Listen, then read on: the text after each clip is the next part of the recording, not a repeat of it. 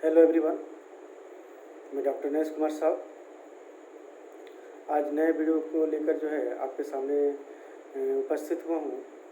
और आज का जो है क्लास है जो है बीए सेमेस्टर 2 इसके अंतर्गत सीसी 3 पेपर के अंतर्गत, क्योंकि हम इसमें आज का जो विषय है वह गुप्त काल की जो है विशेषताओं के बारे में है। और गुप्त काल की जो विशेषताएं क्या थी, यानी गुप्त सम्राटों जितने भी गुप्त सम्राट थे, यानी बहुत ही विशाल साम्राज्य था और विशाल साम्राज्य की स्थापना गुप्त सम्राटों ने की थी। उन्होंने जो है देश की राजनीतिक एकीकरण करने का काफ़ी प्रयास किया था।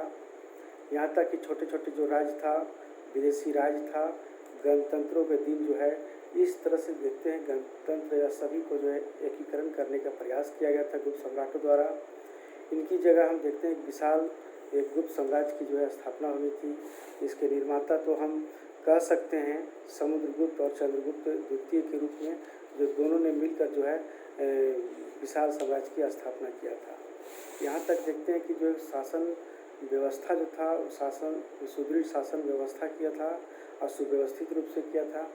गुप्त सम्राटों ने जो है एक सुदृढ़ शासन की स्थापना की थी, लेकिन संपूर्ण देश में हम देखते हैं एक ही तरह की शासन व्यवस्था थी।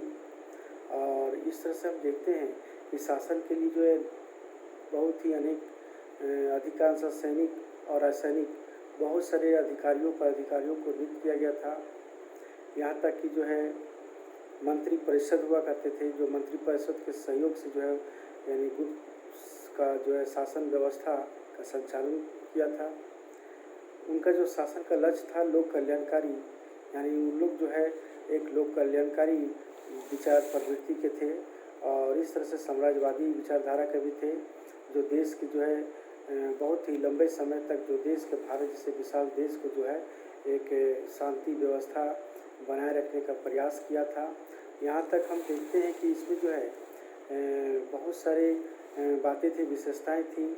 वर्ण व्यवस्था इस समय भी लागू हुई थी, क्योंकि वर्ण व्यवस्था गुप्त काल की एक परंपरागत रूप से जो है 4 भागों में जो विभाजित हुआ था, वो ब्राह्मण, क्षत्रिय, वैश्य, शूद्र के रूप में, जो समाज में जो ब्राह्मणों का सर्वोच्च स्थान था।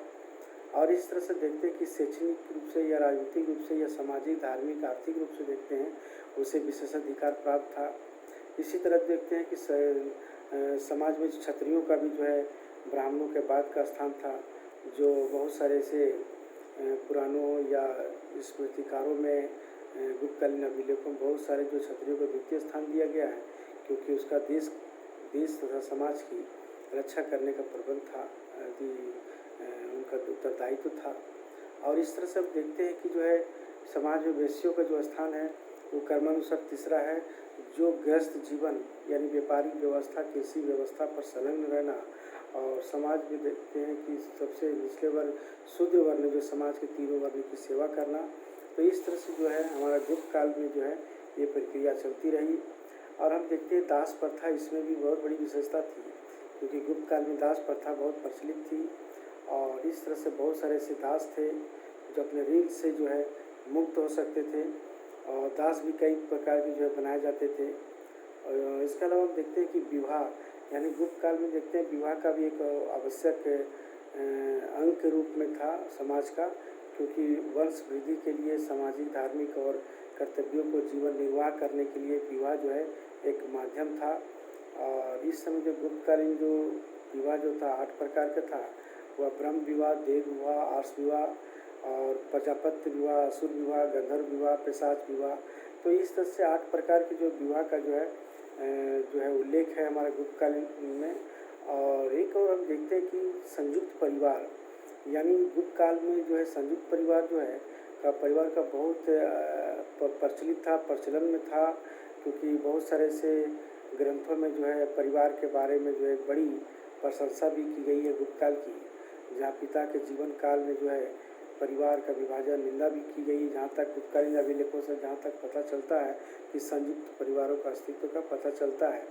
और इस तरह से देखते हैं कि स्त्रियों की स्थिति, यानी स्त्रियों की जो स्थिति है वह भी एक संतोषजनक कहते समाज में उतना नहीं था, लेकिन था ही, लेकिन उतनी नहीं थी। लेकिन बाल विवाह का प्रचलन था और बहुत सारे से कन्याओं का विवाह जो है उनकी राजस्वला होने से पहले यानी जो उसकी पूर्व जो है विवाह कर देते थे। जो ऐसा नहीं करते थे वो नरक के भागी होते थे। इस तरह से बहुत सारे गुप्तकालीन ग्रंथों में जो स्त्रियों को शिक्षा देने की अनुमति प्रदान नहीं करते थे। फिर भी ऐसा प्रतीत है कि उच्च घरानों में जो थे यानी महिलाओं की शिक्षा दी जाती थी। आश्रम वासिनी यानी कन्याएं जो होते थे, जो उच्च वर्ग के, जो कुलीन वर्ग के जो महिलाएं होती थी, जाते थे और वहाँ इतिहास और पुराणों का अध्ययन करती थी। और इस तरह से देखते हैं कि जो है बहुत सारे से उदाहरण मिलता है, जिससे अभिज्ञान शकुंतलम का ग्रंथ जो है, अनुसुईया जो है शकुंतला का जो है एक बहुत ही छंदोबद्ध रूप से जो है यानी प्रणय यानी प्रेम और संदेश को जो है बारे में बताने का प्रयास किया है। तो इसी तरह महाकवि कालिदास भी जो थे आदर्श पत्नी के गुणों के साथ जो है उनकी बहुत ही कला का निपुणता का भी जो है उल्लेख किया है। तो इस तरह से देखते हैं कि जो उसकी विशेषताओं में बहुत बड़ी विषय वेश्यावृत्ति, यानी इस काल में जो वेश्यावृत्ति का भी रिवाज था, यानी मृच्छकटिकम में जो है ग्रंथों में उल्लेख है कि गणिकाओं का जीवन पर जो है काफ़ी प्रकाश डाला गया है। वेश्या को घर को, जो युवकों को जो है निवास स्थान बताया।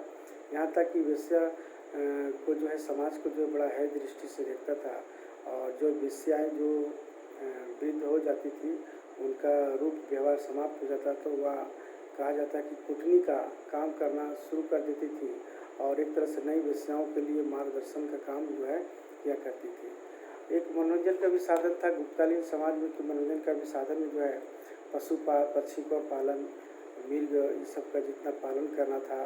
साथ साथ हम देखते हैं कि जो है मनोरंजन के साधन के रूप में था। वस्त्र आभूषण में भी देखते हैं कि बहुत सारी महिलाएं जो है वस्त्र आभूषण भी पहनते थे और विभिन्न प्रकार के जो है वस्त्र आभूषण पहना करते थे। पूरे जितने भी 16 श्रृंगार की जो महिलाओं की होती, सभी श्रृंगारों की जो है उन लोग करती थी। यहाँ तक कि खान पान भी जो था, हमारी सबसे बड़ी विशेषता खान पान समाज में शाकाहारी मांसाहारी दोनों वर्ग के होते थे, क्योंकि बाज़ारों में मांस और मदिरा की दुकानें बहुत सारे से कहते हैं इतिहास के नहीं थे, लेकिन सुअर मुर्गी नहीं पालते थे, लहसुन प्याज नहीं खाते थे। इस तरह से बहुत सारे इतिहासकारों ने कहा, लेकिन ऐसा नहीं है या सत्य नहीं जान पड़ता है, क्योंकि उस समय जो है यानी पूरी शाकाहारी और मांसाहारी का जो है भोजन जो है होती थी। और इस तरह से देखते हैं कि लोग मछली बहुत ही चाव से खाते थे, लहसुन प्याज भी खाते थे हिंदू, क्योंकि बहुत सारे से सुअर बकरी ऐसे भेड़ों की जो है मांस भी खाते थे। यानी गेहूँ, दाल, जौ, दूध, घी, मक्खन, ये सब प्रचलित था जो खान पान में जो था बहुत ही, क्योंकि हम देखते हैं कि जो है क्षत्रियों को जो है बहुत शराब भी पीने का जो है एक रिवाज था। तो इस तरह से खान पान हुआ। लेकिन हम देखते हैं कि धर्म के बारे में वैदिक युग में हम देखते हैं कि वैदिक युग में अभिलेखों मुद्राओं में बहुत ही उत्तर और दक्षिण के भारत के राजाओं के बारे में देखते हैं कि वैदिक युग विशेषकर जो है अश्वमेध किए जाने का भी उल्लेख मिलता है। यहाँ तक देखते हैं कि सूर्य पूजा भी की जो है गुप्त काल में की जाती थी, क्योंकि मंदसौर अभिलेख से पता चलता है कि यह जो है सूर्य की पूजा की जाती थी, क्योंकि वहाँ एक सूर्य मंदिर था। क्योंकि स्कंदगुप्त कालीन जो इंदौर का जो ताम्रलेख जो मिला है, वह सूर्य पूजा का जो है सूर्य पूजा का जो है से पता चलता है कि सूर्य पूजा होती थी। तो इस तरह से जो है बहुत सारे शैव धर्म के बारे में अगर देखते हैं तो गुप्त काल में शैव धर्म का भी प्रसार भी काफ़ी था, क्योंकि गुप्त सम्राटों में बहुत सारे मंत्री, सेनानायक, उच्च अधिकारी जितने भी थे वो शैव धर्म को मानते थे। यहाँ तक कि चंद्रगुप्त द्वितीय जो है के जो मंत्री होते थे, चंद्रगुप्त द्वितीय के जो मंत्री वीरसेन, उदयगिरी में जो एक शिव मंदिर का निर्माण करवाया था। इससे प्रतीत होता है कि जो वह शैव धर्म को जो है मानते थे। कुमारगुप्त प्रथम के समय में अगर देखते हैं तो ध्रुव शर्मा जो थे वो भी शैव धर्म को मानते थे, जिसने कार्तिकेय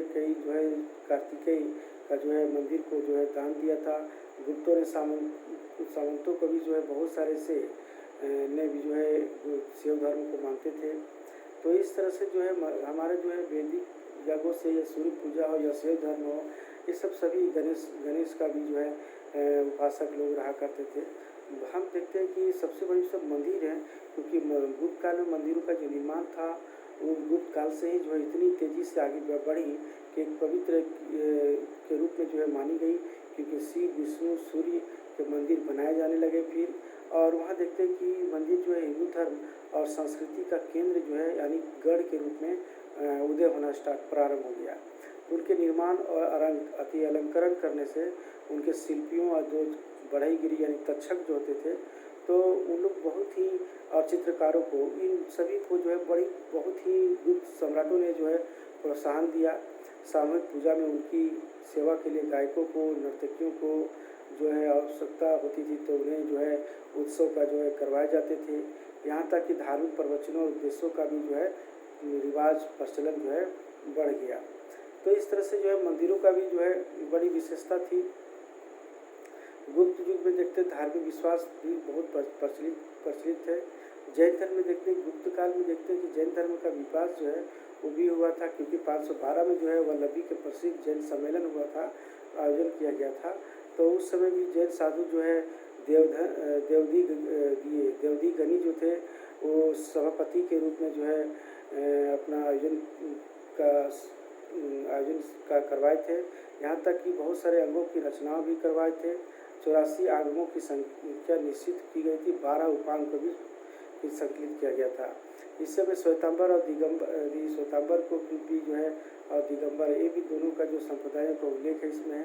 और हम इस तरह से देखते हैं कि बौद्ध धर्म, क्योंकि बौद्ध धर्म भी एक गुप्त काल में जो है एक जीवित और जागृत रूप में और एक विकसित रूप में जो है वो यह धर्म जो है पनपा था। यहाँ तक हम देखते हैं कि महायान संप्रदाय का जो है एक बहुत बड़ा विकास हुआ था, क्योंकि हीनयान संप्रदाय भी जो है उस समय बहुत ही उन्नत अवस्था में था। और हीनयान संप्रदाय के कुछ उप संप्रदायों में विशेषकर जो है सर्वास्तिवाद का एक बहुत बड़ा उस समय विकास हुआ था। और इस तरह से देखते हैं कि इस समय जो बहुत सारे संपूर्ण उत्तर भारत में या पश्चिमोत्तर सीमा प्रांत में, या देखते हैं कश्मीर, फारस, मध्य एशिया, चीन, सुमात्रा, जावा, कोची या चीन में, इन स्थानों में जो है बौद्ध धर्म का फैलाव हुआ।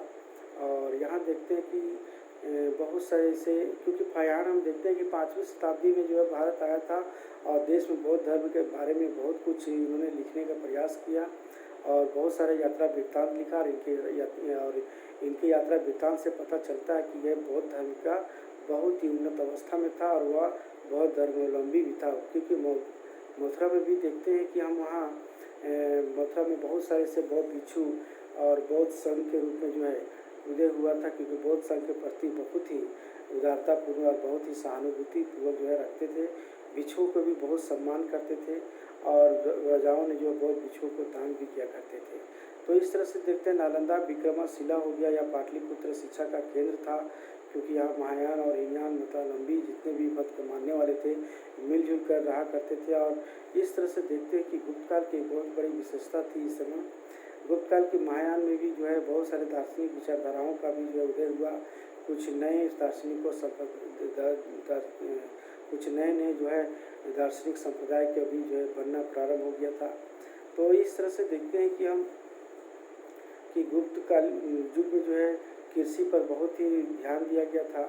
और कृषि से जो है हम देखते हैं कि खास करके जो है आर्थिक क्षेत्र में जो कृषि से बहुत प्रगति हुई थी, विकास हुई थी, क्योंकि गुप्तों के जो विशाल साम्राज्य था, ये शांति व्यवस्था बनाए रखना इनका परम लक्ष्य था। कृषि, उद्योग धंधे हो या व्यापार व्यवसाय का भी विकास काफ़ी अच्छा हुआ, क्योंकि देश हमारा भारत जो था वो बहुत से धनी था और लोग सुखी संपन्न थे। तो बहुत सारे से जो है कृषि कार्य में बहुत सारे लोग जो है लगे रहते थे, ताकि जो है विकास हो सके और इससे बड़े बड़े नगरों का उदय होना भी प्रारंभ हो गया था। हम देखते हैं कि उद्योग धंधे, क्योंकि आर्थिक दृष्टि गुप्त काल में देखते हैं वैभव और संपन्नता का काल भी था, क्योंकि इस युग में विभिन्न उद्योगों और धंधे भी थे। कालिदास ने विभिन्न जो है धातुओं का भी जो है उल्लेख किया कि स्वर्ण मुद्रा, रजत, ताम्र, लोहा, हीरा, बहुत सारे से अनेक जो है पत्थरों का भी जो है का उल्लेख किए हैं। और इस तरह से देखते हैं कि गुप्त काल में जो एक स्वर्णकारी उन्नत अवस्था में था, क्योंकि स्वर्णकारी कला इतनी विकसित था कि इनका विज्ञान की एक नई शाखा का जो है उदय हुआ था, यानी जन्म हुआ था, जिसका नाम रत्न परीक्षा के नाम से भी जाना जाता है। क्योंकि विज्ञान काफ़ी प्राचीन था, क्योंकि ये वात्स्यायन का कामसूत्र में जो है और साथ में जो है दिव्यावदान में भी जो इसका उल्लेख है। तो व्यापारियों के पुत्रों को भी जो है रहते परीक्षा की जो है शिक्षा दी जाती थी। तो गुप्तकालीन अभिलेखों में बहुत सारे ऐसे श्रेणी प्रमुखों का भी उल्लेख है जो व्यापारियों और शिल्पियों का समूह का जो है हुआ करता था, और उनका जो है काफ़ी उल्लेख मिलता भी है कि सामूहिक क्रियाशीलता के चलते यानी देखने को मिलता है कि सामाजिक, राजनीतिक और आर्थिक रूप से प्रमुख विशेषता के रूप में जो है ये गुप्तकालीन साम्राज्य था।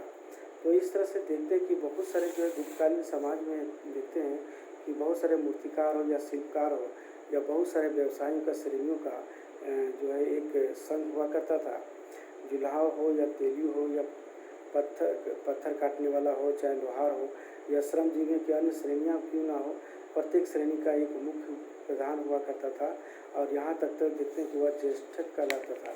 तो इस तरह से हम देखते हैं कि इस समय जो है बहुत सांस्कृतिक समाज में जो उसकी प्रतिष्ठित और समृद्ध रूप से और सम्मानजनक जो है और व्यक्ति को जो है नियुक्त किया जाता था ज्येष्ठक को।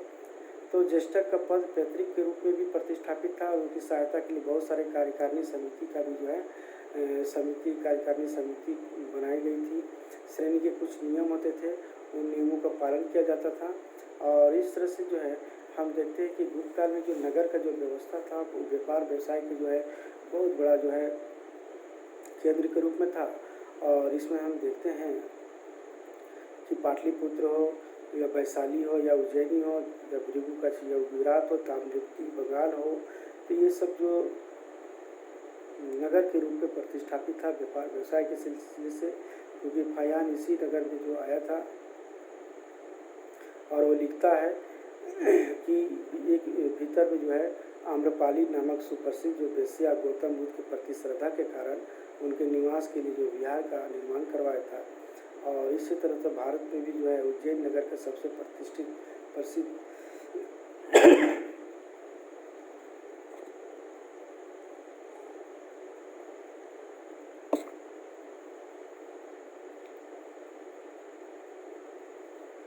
गुप्त काल में भी जो है व्यापार जो था बहुत ही उन्नत अवस्था में था, क्योंकि आंतरिक व्यापार के अंतर्गत जो है वस्तुएं, कपड़े, खाद्य पदार्थ, मसाले, नमक या बहुमूल्य धातुएं, इस सब प्रकार इत्यादि थे। भड़ोच, उज्जैनी, पैठन, विदिशा, ताम्रलिप्ति, बनारस, प्रयाग, गया, साथ साथ हम देखते हैं कि पाटलिपुत्र, वैशाली के साथ कौशाम्बी, मथुरा, पेशावर, ये सब क्षेत्र जो था एक दूसरे नगर जो है एक दूसरे से जुड़ा हुआ था। और यहाँ तक देखते हैं कि वस्तुओं को ले जाने और ले आने के लिए सड़कों और नदियों के दोनों द्वारा भेजी जाती थी, क्योंकि सड़कों का भी निर्माण किया गया था। और साथ साथ हम देखते हैं कि सामान जो था बैलगाड़ियों में या जानवरों के पीठ पर जो है लाद कर ले जाया जाता था। बड़ी बड़ी नावों का भी जो निर्माण किया गया था। तो इस तरह से देखते हैं कि नाव का भी जो है प्रचलन में था। तो गुप्त काल का एक और विशेषता देखते हैं कि सांस्कृतिक जीवन में साहित्य कला का विकास काफ़ी हुआ था, क्योंकि साहित्य कला का विकास जो है एक स्वर्ण का काल भी माना जाता है गुप्त काल को, क्योंकि हम इस समय देखते हैं कि महान गुप्त सम्राटों जितने भी साहित्य कला के विकास में बहुत सारी रुचियाँ भी दिखाई थी, क्योंकि साहित्यकारों कलाकारों को जो है एक राजकीय संरक्षण भी प्राप्त था। और इस तरह से गुप्त काल में जो है साहित्य का तो बड़ा विकास हुआ ही, लेकिन संस्कृत का प्रयोग जो है यानी शिलालेख या स्तंभ लेख या दानपत्र अभिलेख हो, इन क्षेत्रों में जो है किया जाने लगा। संस्कृत का राजभाषा बनने का भी जो है यानी गौरव प्राप्त होने लगा। यानी गुप्त काल में हम देखते हैं कि कवि जो है श्रेष्ठ कवियों का भी जो है काल था, क्योंकि इस समय जो है गुप्त काल में जो है बहुत सारे ऐसे कवि थे। उन कवियों ने जो है अपना जो है दरबार में आकर के जो है यानी दरबार का जो है सुशोभित किया करता था।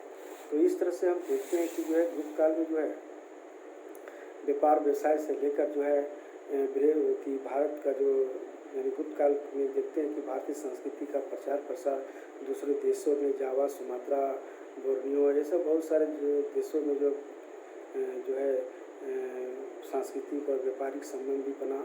संस्कृत भाषा का जो उद्भव हुआ, यहाँ तक कि ललित कला के क्षेत्र में कि ललित कला में भी जो काफ़ी उन्नति हुई थी। वास्तुकला, दक्षिण कला और तक्षण कला और चित्रकला में देखते हैं कि बहुत ही गुप्त काल में जो चरमोत्कर्ष पर था। संगीत कला के तीनों गायन या वादन हो या नृत्य का बहुत बड़ा इस समय विकास हुआ था। हिंदू धर्म का पुनरुत्थान हुआ था, क्योंकि गुप्त काल में हिंदू धर्म का जो है पुनरुत्थान का काल था। गुप्त सम्राटों ने भी जो है हिंदू धर्म का जो है बहुत ही संपोषण या उसको जो है बहुत ही संरक्षण दिया, और हिंदू धर्म का सबसे सर्वाधिक लोकप्रिय वैष्णव संप्रदाय का भी जो है विकास गुप्त काल में ही हुआ। जो महान गुप्त सम्राट जितने भी थे वैष्णव मत को मानने वाले थे।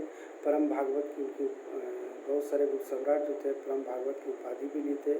या और साथ साथ हम देखते हैं साहित्य के क्षेत्र में, क्योंकि गुप्त काल में जो है साहित्य, संस्कृत साहित्य की जो है बहुत प्रगति भी थी। और इस समय हम देखते हैं कि जो है साहित्य की जो है विभिन्न विधा के रूप में था, जैसे गद्य पद्य या नाटक हो या चंपू लेख हो, ये सब उत्कृष्ट साहित्य के रूप में जो है गुप्त काल में रचना की गई। मेघदूत, अभिज्ञान, शकुंतलम, मृच्छकटिकम, अमरकोश, पंचतंत्र, ऐसे इत्यादि बहुत सारे साहित्यों की यानी रचना की गई थी इस काल में। और साथ साथ देखते हैं कि गुप्त काल में जो है बहुत बड़ी विशेषता था, खगोल विद्या, गणित और चिकित्सा शास्त्र की बहुत बड़ी विकास हुआ था। आर्यभट्ट, नागार्जुन, वाग्भट आदि बहुत सारे महान एक विभूति के रूप में प्रसिद्ध थे, जो इन्होंने जो अपने सिद्धांतों को जो है अपने विज्ञान के रूप में जो है बताने का प्रयास किया है। आर्यभट्ट ने गणित और खगोल शास्त्र में जो बहुत महत्वपूर्ण खोज किए थे। नागार्जुन भी, वो भी रसायन शास्त्र और चिकित्सा शास्त्र भी थे। वाग्भट भी प्रसिद्ध आयुर्वेदाचार्य थे, जो इस काल का जो यानी गुप्त काल का जो है एक सबसे बड़ी विशेषता के रूप में जो उभरी थी सब बातें, क्योंकि ये सब सारी इस प्रकार आप देखते हैं गुप्त काल का जीवन जो है प्रत्येक क्षेत्र में जो विकास तो हुआ ही। गुप्त सम्राट का एक विशाल साम्राज्य का निर्माण किया था, एक सुसंगठित शासन व्यवस्था का भी नींव डाला था और एक लंबे समय तक शांति व्यवस्था बनाए रखा। और फलस्वरूप यहाँ देखते हैं कि व्यापार, व्यवसाय, कला के साथ साथ कला विज्ञान के क्षेत्र में प्रगति हुई। और इसलिए जो है यह प्राचीन भारत में हम देखते हैं कि गुप्त काल को जो है भारत का जो स्वर्ण युग कहा जाता है गुप्त काल को। तो इस तरह से देखते हैं कि अपना गुप्त काल की जो विशेषता थी एक बहुत ही अहम भूमिका के रूप में जो गुप्त काल में थी। तो आज के वीडियो में यही समाप्त करते हैं। अगला वीडियो में दूसरे विषय लेकर फिर जो है मैं उपस्थित होऊंगा।